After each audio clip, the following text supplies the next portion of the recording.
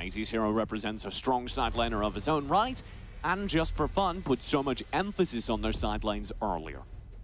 Also, this Zane is not the #1 conqueror Zane that we saw on Brightstar, just to make sure that that is not confused. But there we go, the net is banned out. It looks like Minority has been doing their homework. Secret's got to switch it up. It'll be joined by Elsu Florentino from Just4Fun, banning out the powerful characters. Minority get rid of Lindis, Nakrov, and Nat. All right, well, the biggest question after this for me is what they're going to do about Tony Wright from either side, because Tony Wright has been the practitioner of the ADC side lane meta that we've decreed is the meta. And will it be banned out? Will they find a way to deal with it coming from Minority, or will he run rampant? Secret, who's going to take us... we haven't seen... I don't think we've seen a Quillen ban today. Or no. a Quillen pick. But I don't hate it if they're planning on running a little bit more on the squishy side, maybe. But that does land the Sephora through, and Minority will instantly lock that in. That was very quick. They do go for the Sephora, very, very strong here. They're going for the Raz. I would like to see the Liliana. I think there's a little bit more outplay potential. Raz is very, very all in once he goes in and can get countered by the Tide of Life. Tony Wright gets a Telenas for that side lane you were talking up, but the teamie will be ripped away. There's no strong duo lane available. Superman will also come through, it looks like, for a Minority. Strong rosters coming out from both sides here. Tony Wright gets his ADC. Every time he's played in Valheim, they've lost. Every time he's played a Wisp or Telenos, they've won. And on the side of Minority, they're going for that immortal composition, going for the teamie, going for the Sephora, so much heal and so much resurrect. The Malik comes in as well for Just4Fun, giving them a tanky front line. If they get this Alice as well, it's kind of a double purpose, but the Alice Hissy Fit combos very well with the Telenas.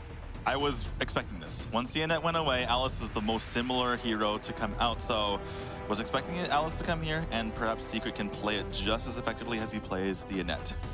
No? Oh yes, there will be a sideline marksman coming out in response. We have an ADC duel. The Wisp comes into play, and a Zephyr's in the jungle. I think I found a mistress in Minority. You're subtly excited. The Wisp coming out has made me excited here, and the response looks like it's going to be Rourke coming out. So, to be clear, your faith has been shattered. You suddenly realize that I was right all along, and Minority have won the draft. I might be a two-team person. I despair at your insecurities and your infidelity. So Minority are Just4Fun. Yeah, this is a roster, isn't it? Raz, Teleanis, Alice, Malik, and Rourke for Just4Fun. So Tony Wright will hang on to Teleanis and do work with Teleanis. No question. It does seem like that's the experience he's got. Is he going to get the support that he needs from the other members of his team? So the #1 thing I'm watching for here is AT's hero on the Wisp, because that's not traditionally within AT's hero's pool. He likes, or traditionally has played, as with all long-standing side lane players, he's traditionally played dual characters. And we've seen that on Hot or Rez earlier and today in the European scene. He's a very similar style of player historically, and he struggled to transition to the ADC meta. If AT's hero is hitting a similar problem, that Telenas will win lane. I think, however, if the Wisp turns around, if AT's heroes can leverage his experience and transition to the Wisp, that's going to go the opposite way. I do think that Dragon Lane duel between ADCs might decide the game then and there. You know, we've been joking a little bit about us decreeing that the ADC meta is a thing, but I think it's I've not been joking at all. it's starting to become a thing here, because I believe that those of the players who are watching the broadcast, they hear what we're saying, and they're watching the other games, realizing that it's worked every single time, and perhaps they're catching on a bit, especially with AD's hero now fully converting over. Oh my god, you think we converted him after one evening of this? Well, let's see. Day 2 comes to a close with a really, really exciting and important best of 2 between Minority and Just4Fun. Welcome to game in the second and final game of the North American region, as Minority already look for a bit of early pressure. Yeah, just feigning it up here in the top. January had an amazing Superman yesterday, so look for him to provide that for us here again. Has that sprint to his name. That is not a mistake there. Sprint is very good on Superman these days. I like the sprint Superman, and I like the Superman in general. We have been seeing a kind of mixed pattern of the Supermans, and I think I really like getting to see him. Sometimes he's banned, sometimes he's picked, sometimes he's just completely ignored. I think I really like him because his mobility is unchecked. Right, and I love this duel in the bottom, the gentleman's duel. Both players, both the Telenos and Wisp, just clear out the minions and walk away. They're just like, that's all I want. I want the farm. I don't want to deal with you. I don't care about the damage. Let me just get my gold and get out of here. Give me a call. Who wins that lane? Not based on player, but based on character. Traditionally, it's Telenos. That's why she's banned so often as of late. But Wisp is really a dark horse. I think she's better than people think. Oh, the flicker! That's a deep engage! At first blood, already guaranteed for Minority. They'll chase Vicky and Secret well behind the tower. Zayn tries to contest. Nani locked low, but he cannot find the kill. And the water wall's there. Maybe God and J5 do secure 2 kills in a row to Minority out of nowhere in the mid lane. I was not expecting that sort of engage into the mid there. The flicker into the Pooty Poots, setting them up on a platter, and they're taking advantage. That is a statement, but over in the bottom lane, Tony Wright does kill AZ's hero, and that it was the lane we said would turn the game. Well, it may, but if Minority's going to win every single fight on the rest of the map, perhaps not. Just for fun, I love this.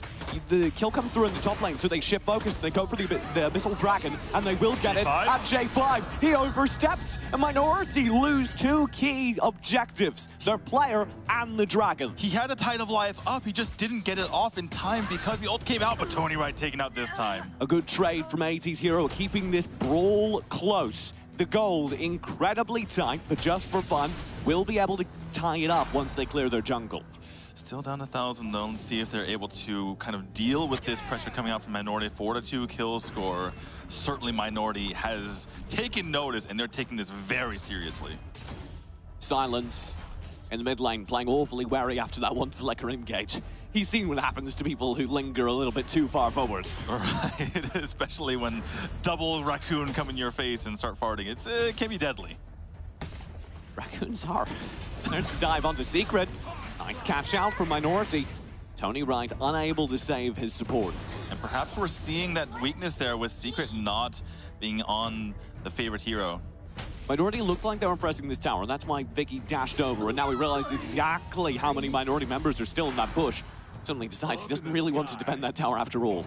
Right, yeah, good defense from them, good realization that multiple heroes were there. Zayn and January continue to duke it out. Zayn loving these beefy side lane heroes here and going for that once more.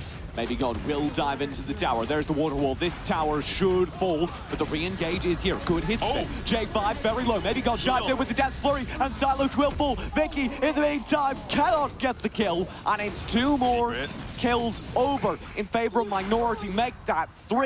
The Secret falls as well. This is a completely different team that we saw from yesterday from Team Minority, playing so well together and such good rotation around the map as Zayn looks likely to fall as well. Zayn shocks back to cover the tower. Very smart mechanical play, keeping himself alive. Well, we saw the power of J5 in that fight, TJ. As he got low, he popped that Tides of Life, not only healing himself, but healing the entire team. That's why it's so difficult to deal with this effort composition. Minority looking much better, absolutely. Just for Fun, though, are not out of this game yet. They've lost just 1 tower. They got the first Abyssal, and they're actually working on the second one right now, I believe. Is there a way back in just from this Abyssal? Well, they're maybe gonna, yeah, they're able to take it. No real contest coming out, but they need more than that as they're down nearly 3,000 gold. So is it just a gold game? To Just for Fun need to farm up and that's it? That is the first step. Otherwise, they can't take these team fights, which they need to be able to take. Tony Wright has been farming up. Only has that Blitz blade, though, compared to... He's annihilated again in the bottom lane. That's the pressure terrible. Is so strong there from the Wisp. He needs to be able to farm up, and that is very bad if he's going to be taken out like that. Meanwhile, the Clavis Sancti comes out here for AD's hero, and that is a major source of damage to his side. Stun, Secret in trouble again. We asked the question, AD's hero, do you feel comfortable on the ADC? He's reclining in this ADC right now. He's doing amazingly on this, and I'm very impressed by this switch. Not easy to play the Wisp. Obviously, Well, missed the barrel bomb there, but going to be able to put up so much damage if he continues this up. 80-0 will push forward onto Vicky. Secret chase back as well. January bullying people out. Tides of Life will be spent by J5. Nani does have the resurrect, but the shock does come through. Nani may be in trouble. This could be good for Just4Fun. They've lost Silence and Secret, but they've got the trade. Maybe got Nani, January. They all fall. Oh, the barrel bomb! Nice stun from 80-0. That might secure their escape, but Vicky has other ideas. Second barrel bomb. Oh, the shock and all! It's 2! 80-0! You can't get 3! It's not allowed, but he does it anyway! A triple kill! A 1v3 for the man we doubted! Oh my goodness, the difference in that last fight was the might buff, getting that extra true damage onto him. That was what made it happen, but that fight, the chase the entire time, the barrel bomb pushing him away, and it seemed like it wasn't going to be enough, but the shock and awe. I know who my hero is, and I know who the Wisp is going to be picked by from now on. It is the Wisp meta. I know we made that joke, but we should ban it out from now on. The Wisp will be picked by everyone from now on. Oh my goodness. That is the true Silence. In so much trouble now, has to get out of here. We'll get to safety. I thought that was the turn. I thought Just4Fun had just carefully, steadily earned a team fight win. And I think, truthfully... Whoa, 20 right, 80-0. I think, truthfully, so did Minority. And it was just 80-0 doing that you cannot answer. Secret's holding on strong. They do have the 3 Abyssal Dragons in the name, but they do not have any sort of gold lead. Yeah, they just scraped down that 3rd Abyssal under 80-0's Watchful Eye, but the kills are still going against Just4Fun. Same will shock to safety, the slow. With the heal from Secret, might keep him up. January dives in and goes a little bit too far. The dive from Silence. Vicky's here as well. J5 already spent the Tide of Life. Goes for the engage on Zane, and the Spirit takes him all the way down. Vicky gets a 1-1 trade. Secret needs to hold this tower into maybe God. I'm not sure he can, and neither is he. He'll fall back in the meantime. 80-0 wins his fight down bottom. It's only Secret on the map, as it's another tower to fall. The fact that AGRADENCO has gotten so far ahead in terms of gold has been disastrous here. Actually picks up 16 and Devil's Handshake. He's going to be up towards, what is that? 70% crit percentage. That's a lot, TJ. Pass me some Neon. I'm going back to the 80s. Anyway, on top of that massive crit percentage, he's also going to be able to have massive attack speed as he gets up to 80% from the Devil's Handshake and 35% from the Slick Sting. So those bombs are going to be coming out at lightning pace. Secret, Tony Wright, Zane. I want to be able to get in on this fight. The shock and all, though, instantly zones the back. Zane down to half HP. He is the player who could take it, but he can't take 2 ults in a row. Now the Eagle Eye comes out. Tony Wright needs the revenge. Vicky's looking for the flank. No determination pop, though. Just wants to get to safety. Tony Wright will survive. Determination. Hissy fit as well. This is a good fight, but they cannot get the kills despite good execution. Silence, Zane will fall. The Immortal comp is proving immortal here as no members are going down. Tower will fall. Maybe God's knocked low. Again, 80-0 though has their escape covered.